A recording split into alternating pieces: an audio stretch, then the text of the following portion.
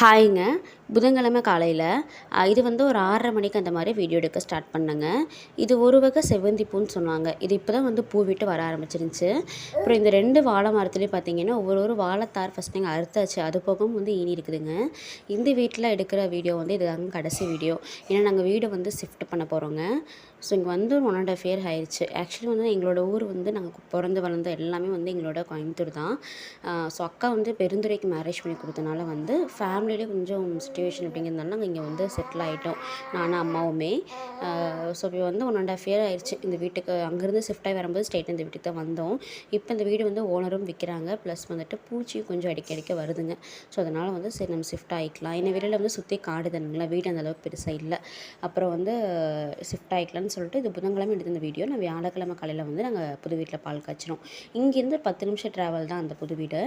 So அம்மாவும் சமையல் செஞ்சாச்சுங்க. Next vlogல புது வீடு பார்க்கலாம்.